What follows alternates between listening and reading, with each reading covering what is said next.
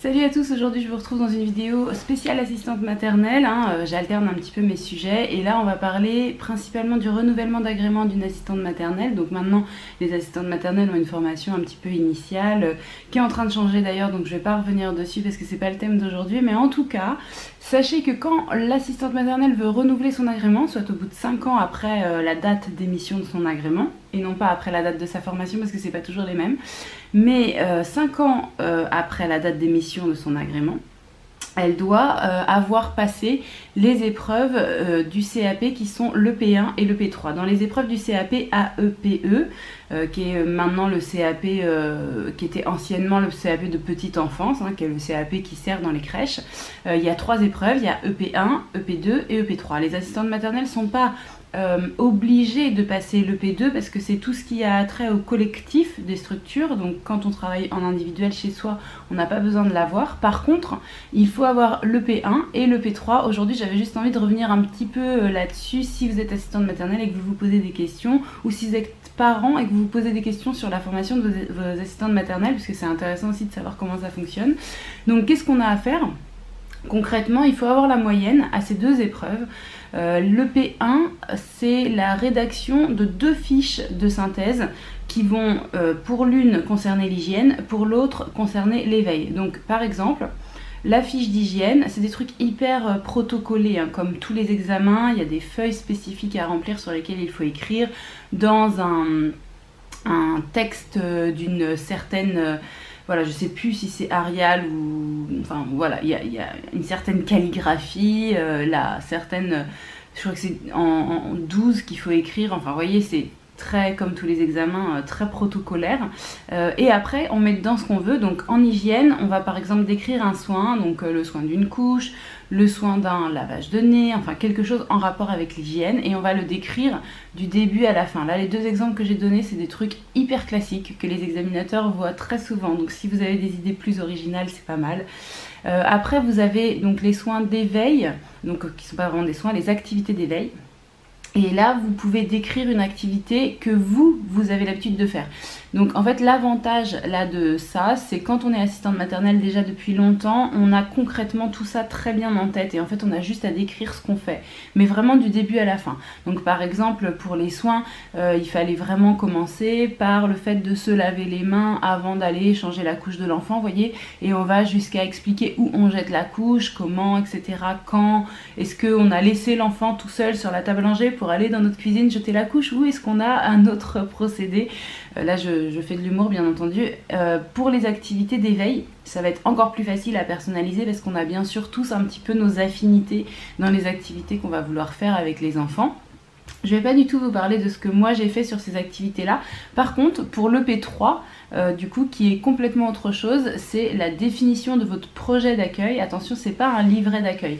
Parfois, certaines d'entre vous font un livret d'accueil qui est à l'attention des parents pour expliquer aux parents des choses.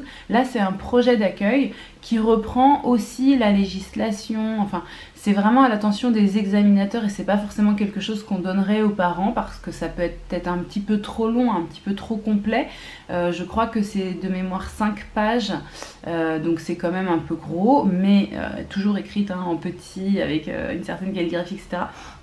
Donc du coup on met pas forcément des dessins comme on ferait pour les parents. En fait on fait un texte qui explique chaque point de notre accueil.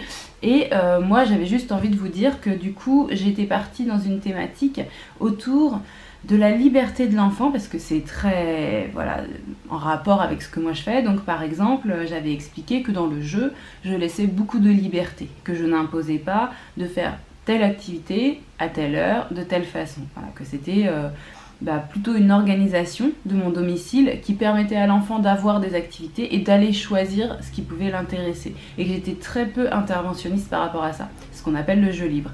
Ensuite, par rapport à la motricité, bien sûr la motricité libre, ça allait aussi dans ce sens. Mais il y avait aussi la liberté par rapport à l'alimentation, la liberté par rapport au sommeil, donc avec... privilégier l'autonomie des enfants pour aller se coucher, se lever, enfin voilà, j'ai axé vraiment autour de ça. même s'il y avait bien sûr des règles quand même, là je les ai expliquées dans mon projet. Et puis il y avait aussi le respect tout simplement des autres, et puis du travail. En fait, tout n'est pas non plus autorisé, donc notamment toutes les règles de sécurité étaient développées aussi. Voilà, donc c'est un truc assez complet dans lequel on suit différentes étapes que vos formatrices vous expliqueront, ou alors que vous pouvez facilement retrouver sur internet avec des modèles qui vous expliquent les différentes étapes. Mais en tout cas, sachez que voilà, c'est uniquement ces deux épreuves-là. Donc une épreuve EP1 qui consiste à la rédaction de 2 fiches de synthèse qui ont l'une pour l'objet le descriptif d'un soin, l'une pour objet le descriptif d'une activité, qui sont sur une page recto verso, et l'autre un projet d'accueil qui décrit vraiment la totalité de tout ce que vous pouvez mettre en place pour les enfants. Et là pour le coup vous avez 5 pages. Une fois que vous demandez votre renouvellement d'agrément et que vous avez ces épreuves-là, du CAP à EPE, normalement votre renouvellement est pour 10 ans, alors qu'avant c'était pour 5 ans. Donc c'est un avantage aussi pour les assistantes maternelles de se professionnaliser, parce que ça permet qu'elles soient un petit peu moins contrôlées, parce qu'on leur fait un peu plus confiance sur leurs compétences, comme dans d'autres métiers, hein. Il y a pas mal de métiers, on passe le diplôme et après il n'y a plus personne qui vérifie nos compétences. Donc là c'est vrai que de passer un diplôme, ça permet de justifier un petit peu plus des compétences professionnelles, et donc c'est avantageux pour les assistantes maternelles, rassurant pour les parents et un petit peu moins chronophage pour le système. Moi je suis assez favorable, je serais même favorable à ce qu'on ait toutes les mêmes formations de base, mais c'est vrai que l'EP2, donc l'épreuve dont je vous ai pas parlé, est une épreuve qui nécessite des stages, beaucoup de temps. C'est voilà, une épreuve qui prend beaucoup de temps, donc quand on travaille, c'est pas forcément évident d'avoir autant de temps disponible pour faire tous ces stages. Et donc du coup c'est quand même un soulagement de ne pas avoir pour l'instant, même si ça viendra peut-être plus tard, l'obligation de le faire. J'espère que tout ça vous éclaire, et si ça vous plaît comme d'habitude vous mettez un petit pouce juste en dessous de la vidéo. Moi je vous retrouve la semaine prochaine dans une prochaine vidéo.